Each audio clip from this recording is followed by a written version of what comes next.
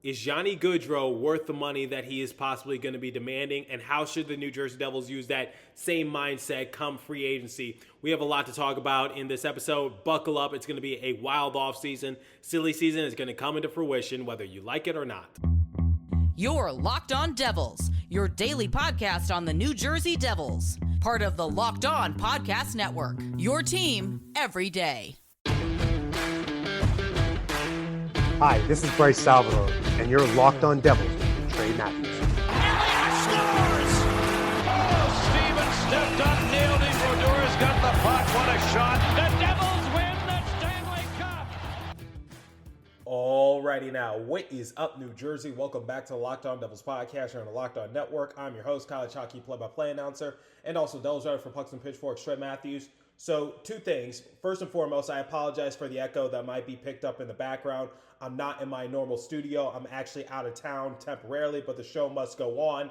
And if you're listening to this on YouTube, there will be no video for today's episode because, like I said, I'm out of town. I'm in an area that has spotty Wi-Fi, so I don't want to risk recording an episode and the video is just all glitchy. You can't understand what I'm saying. The audio gets corrupted, whatever the case might be. So I'm just going to play it safe for today's episode and just use the audio. But like I said, the show must go on. So for the first segment of today's show, we're going to talk about Johnny Gaudreau because this has been on my mind for a couple weeks because I published an episode not too long ago about a silly season type of discussion as to whether or not the New Jersey Devils should pursue Johnny Gaudreau because there were rumors circulating that Johnny Gaudreau is interested going back to the East Coast, and there was another wild card team out west like the Seattle Kraken might resign with the Calgary Flames, whatever the case might be. But it seems like that the Philadelphia Flyers and the New Jersey Devils are sparking his interest because he's originally from the South Jersey area. So that's obviously in New Jersey. However, he grew up a Philadelphia Flyers fan. He might want to go back home. But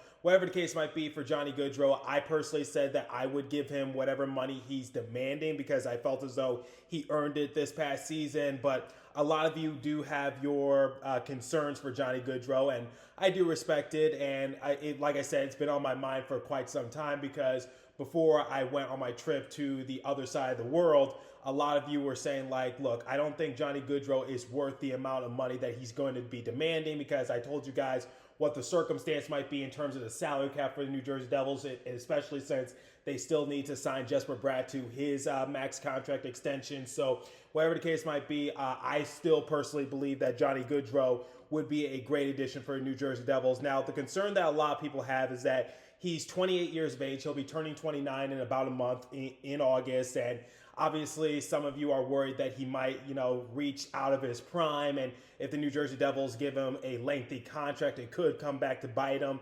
So my overall thing for Johnny Gaudreau is this. What's something I say constantly on this show? I say strike while the iron is hot. So I think going into this season, Johnny Gaudreau had a lot of naysayers. And I think a lot of people doubted what he could potentially do because the previous season in 56 game appearances in the shortened season, he had a total of 49 goals and he suited up in 56 games. And he had 19 goals and 30 assists. So he had a lot of naysayers going into this season. However, I don't think he has any more for the time being because I think he proved what he is capable of because a few years ago during the 2018-2019 season, he had 99 points in 82 games. And then the season after that, in the COVID shortened year, 70 games, and then he had 58 points. So a lot of people are just concerned, look, he's turning 29 in August. If the Devils give him a lengthy contract, could come back to bite him. And just given his numbers and some of the inconsistency, it's just is Johnny Gaudreau worth the max amount of dollars that he's probably going to be demanding this free agency period? And my thing is this. So like I just said, strike while the iron is hot. With Johnny Gaudreau, I feel as though he proved why he deserves that money come this free agency period. I believe the New Jersey Devils should certainly still go after him and just try to be in the ballpark as to what he's demanding in terms of dollar amounts. So this past season for Johnny Gaudreau, he appeared in 82 games, so he suited up in all games, and he had 115 points. So my colleague Jess of Locked On Flames actually acknowledged this on her show. She said going into the season, Johnny Hockey had a lot of people writing about him in a negative way. They were questioning what he was capable of doing. and he was able to shut them up and net 115 points. So my thing for Johnny Hockey is this, like, his worst is still better than a lot of our players' best. And the one thing that I said that the New Jersey Devils need to do this offseason is that they need to get more forward depth so that way they have more scoring options outside of our big three. So if we were to hypothetically sign Johnny Gaudreau to a lengthy contract and, he doesn't exactly get us 100 points, look, I this might be controversial, and I think a lot of you will come at me for saying this, but if he is able to get anywhere from 60 to 70 points, I'm okay with that, because I think the point for Johnny Hockey is just to give us more options in terms of scoring. So if Nico Hischier, if Jack Hughes, or Jesper Bratt, if one of those players, my money's on either Jack Hughes or Jesper Bratt, if one of those players are able to get us a high amount of points next season, I'm okay with the rest of the guys. So, like, let's just say hypothetically that Jack Hughes is able to get 100 points. I'm okay if, like, Jesper Bratt, Nico Hischier, and then hypothetically Johnny Gaudreau, I'm okay if the rest of those guys get 70 points, because the point is we need a dominant scorer, and that's either going to be Jesper Bratt or Jack Hughes, and then we just need fillers. We need someone who can just, complement Jack Hughes or Jesper Bratt, whatever the case might be, and just give us more scoring options, if that makes sense. So Johnny Hockey, he doesn't have to do what he did this past season, because this was a contract year for him, and he's just trying to get that dollar amount. There's no ands, ifs, or buts about it. But the fact of the matter is that if he is to be signed by the New Jersey Devils, I feel as though he'll still have that momentum going from last season.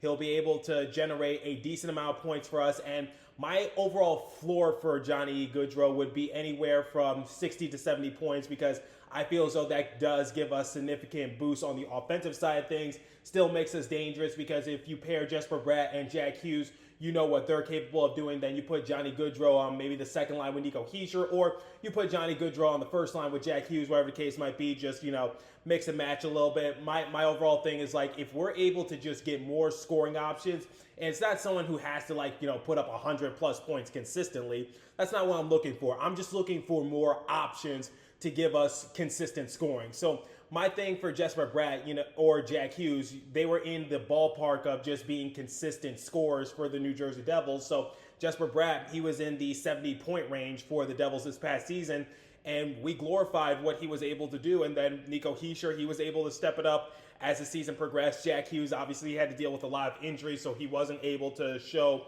what he was fully capable of doing. So my overall thing for Johnny Gaudreau is, like, I get the concern. I get that maybe giving him a lengthy contract is a bit of a risk, but this offseason, the New Jersey Devils definitely need to take a risk somehow to just improve the roster, because it's looking less and less and less likely that the New Jersey Devils are going to trade away the second overall pick. So my thing is, if they're not going to do it in the draft, then they're going to have to do it in free agency. They're going to have to take a gamble on someone. They're going to have to take a risk. And obviously, if we're able to extend Jesper Bratt, and then if we're able to get Johnny Gaudreau, it will make the money just a little bit more tight, and the Devils do still have some areas to fill out. The first and foremost is finding a solidified backup goalie for Mackenzie Blackwood, or maybe finding a new starter and then bumping Mackenzie Blackwood to the backup position. But my overall thing for the Devils is no offseason comes without a risk. That's how a lot of players are. Like, when you draft someone, it's a risk, because there's no guarantee that person is going to be the greatest thing out of so-and-so. So whether it's college, overseas, wherever the case might be, there's no guarantee that player is going to be the next big thing. So it doesn't matter if you're the first pick in the draft or the very last pick in the draft. Look at some of these top-notch athletes who were late draft picks, and they came out to be something special. And then you see these top-notch players who were drafted in the top 5. They don't really turn out to be anything. So take Pavel Zacha or Jesper Bratt as examples, because Jesper Bratt, drafted later in the draft, became one of our best players. Pavel Zacha, nothing more than a trade pawn at this point, or during the course of the offseason. I know the New Jersey Devils, they were just trying to keep Taylor Hall happy. They traded it for PK Subban. And the thing about PK Subban is, like, I'm sure some of you might try to compare the Johnny Gaudreau situation with PK Subban, but my thing is, PK Subban has been on the decline before he joined the Devils organization, and unfortunately, his decline just went into a quicker direction. As for Johnny Gaudreau, I feel as though even if he is on the decline after this season, if it was a fluke year, whatever the case might be, I still feel as though he still has a couple more seasons to just, give us some sort of great impact on the offensive side of things. And then signing Dougie Hamilton didn't really pan out in year one, but maybe year two can be better. So overall, guys, every offseason, every signing, every trade, every pick, it has its risks. So that's my overall thing. I get your speculation for Johnny Gaudreau, but my thing is, we got to take a risk somewhere, and I feel as though Johnny Gaudreau is the player to take the risk on. Now, before we continue with today's episode, I want to bring you guys the first and only live read this morning, and it comes from our friends at BetOnline. So, BetOnline.net is your number one source for all your sport betting needs and info. Find all the latest sports developments, league reviews, and news, including this year's NHL Stanley Cup playoffs. Congratulations to the Colorado Avalanche for winning the Stanley Cup and MLB season. BetOnline is a continued source for all your sport wagering information, including live betting, esports, and scores. And BetOnline.net remains the best spot for all your sports scores, podcasts, and news this season. BetOnline.net is the fastest and easiest way to check on all your favorite sports and events, including MMA, boxing, and golf. Head to the website today or use your mobile device to learn more about the transaction. BetOnline, where the game starts. Please remember to gamble responsibly and visit our friends at Locked On Bets for all your betting needs there as well. Okay, since the Colorado Avalanche have now officially won the Stanley Cup Finals, it is now the offseason for every single team. So everybody who's a religious listener of my show knows that I'm big on silly season. So silly season can range from anywhere from trade scenarios, free agent signings, wherever the case might be. It's my overall opportunity to just talk about certain circumstances that could go in the way of the New Jersey Devils and possibly help build upon their roster, no matter how realistic or unrealistic it might be. Silly season is always my favorite talking point of discussion. But now, since it's officially the offseason, we're starting to shift from silly season to more realistic circumstances that could happen for the New Jersey Devils. So first and foremost, I think we could scratch Darcy Kuemper off the list of potential goalies that we could sign, because I think Darcy Kuemper might go back to the Colorado Avalanche. I don't know what their financial situation is, but if it's somewhat decent, I think it would be hard for someone like Darcy Kuemper to walk away from a championship team that literally just hoisted the trophy. So like I said, I don't know what the financial situation is for the Colorado Avalanche, but I can assure this: there is no way that Darcy Kuemper is going to go to the New Jersey Devils. But a lot of you are saying that Darcy Kuemper is somewhat overrated just because he's blessed with a great offense in Colorado. I don't think that's entirely true. I still think Darcy Kuemper is a very good goalie, and I think I would be grateful to have him on our roster. So overall, guys, we're in no situation to be picky, but still, I'm not just going to settle for just anybody. So the draft is obviously next week. So speaking of the draft, I'm seeing more and more circumstances saying that Juraj Slafkovsky could be the first overall pick over Shane Wright. So Shane Wright was the consensus first overall pick for a few weeks now, but I think people are starting to get educated. People are starting to wake up a little bit more, and they're starting to realize that out of all the draft picks in the top 5 range, Juraj Slafkovsky might be the most NHL ready, considering what he was able to do in the Olympic Games and also the World Champions. So I'm fully prepared for Juraj Slafkovsky to go number 1, and then Shane Wright falls to the New Jersey Devils. Now, if Shane Wright fell to the New Jersey Devils, I would be, I would be stunned, quite honestly, because I've been saying for the longest that there's no way that Juraj Slafkovsky goes number 1 in the draft, because I felt as though if the Montreal Canadiens possibly pass on him, then their fan base is just going to burn Montreal to the ground, because it was rumored to be that Shane Wright was the favorite to go number 1, but obviously things could change, and like I just mentioned, I think people are starting to get a little smarter about Juraj Slafkovsky and that he might be the most NHL ready. So the thing about Shane Wright is that if he were drafted by the New Jersey Devils, obviously there would be some work that would have to be done in terms of just trying to fit him in, because he is a center. And one of my concerns for the New Jersey Devils, it's one of the reasons why I wasn't concerned about getting the first overall pick, just because I felt as though we didn't need another center, especially since we have Jack Hughes, Nico Hischier, and also Dawson Mercer. So what's the point of drafting another center, especially, since we have other centers to develop and just take our organization to that level that we want to potentially take it in sometime in the future. So Shane Wright is a very good player, but my overall thing is like, do we really need another center? So that's my overall concern, but I'm not denying this.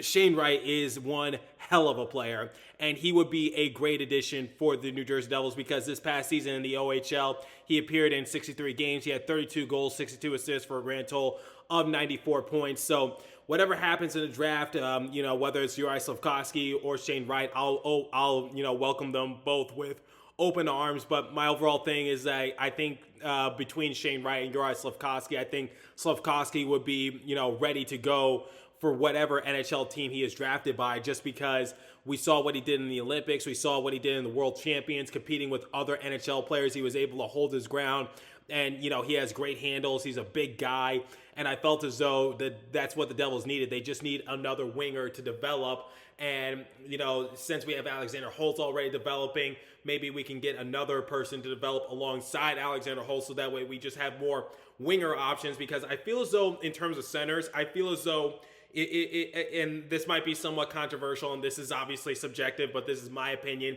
I feel as though the New Jersey Devils were set at developing centers because, like I just mentioned, we got Jack Hughes, we have Nico Hischier, and we have Dawson Mercer.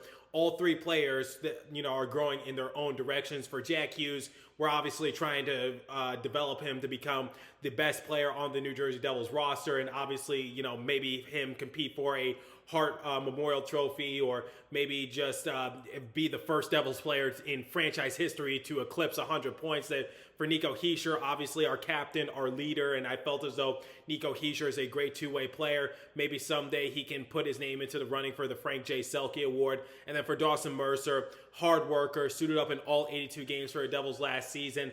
And I felt as though when we moved him to a winger position, he was able to just get some consistency as the season progressed. Obviously, we had to put him on the bottom six, and he had to command the third line, fourth line, whatever the case might be. But I felt as though Dawson Mercer was, somewhat respectable in terms of his overall production. And I just hope he doesn't hit the rookie wall. But, for Shane Wright, is he NHL ready like right now?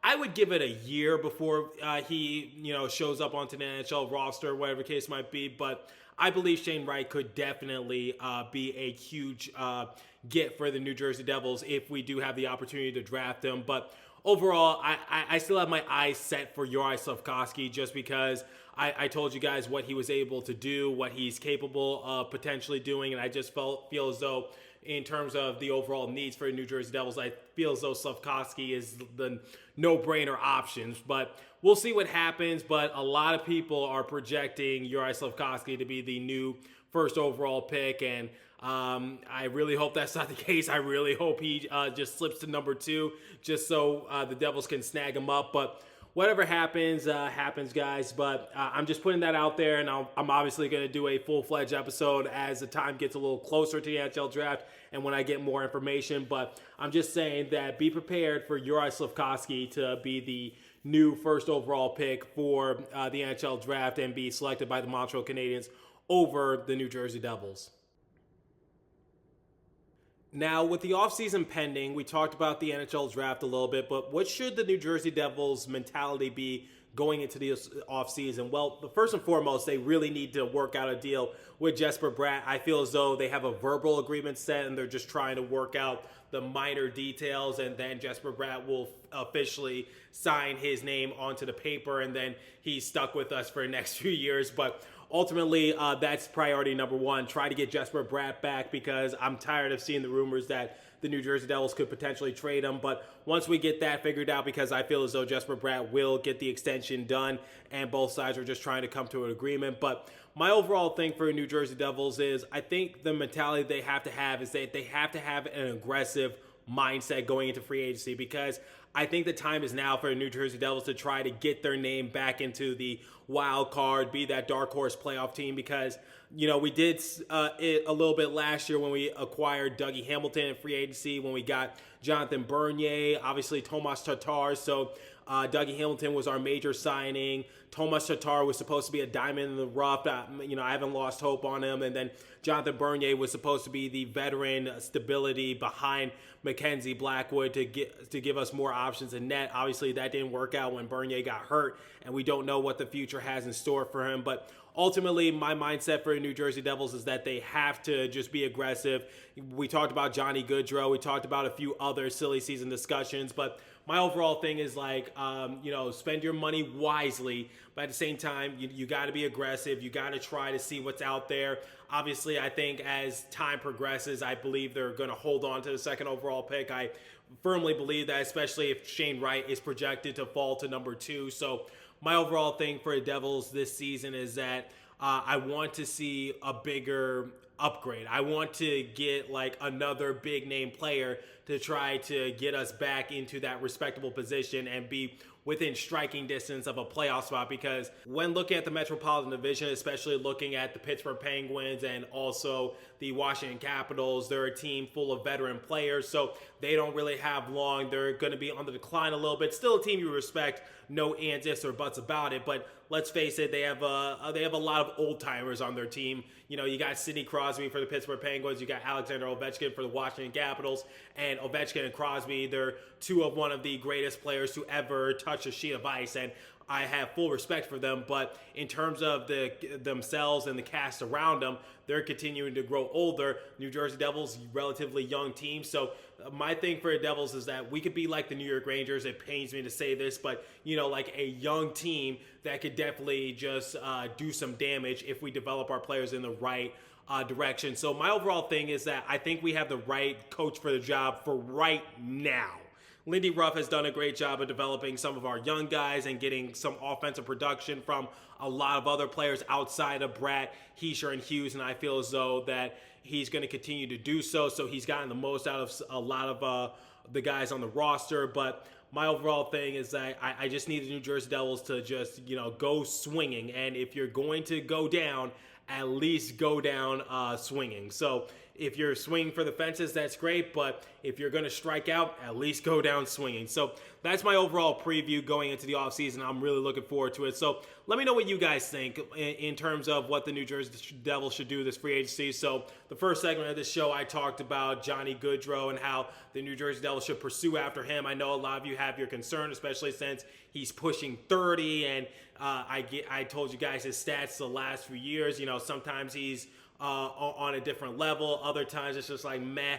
But I gave you guys my overall reasoning as to why the New Jersey Devils should still continue to aim after someone like Johnny Gaudreau. And it led into my next few talking points, which is what the Devils should do come the draft, come the offseason, whatever the case might be. So let me know what you guys think, what the New Jersey Devils should do, especially since the season is now officially over. Now we got to wait until fall. So that's about all the time I have for you guys for today's episode. So continue to stay safe. Have a wonderful day, New Jersey. Go Devils. I'll catch you guys in the next episode. Thanks for listening once again.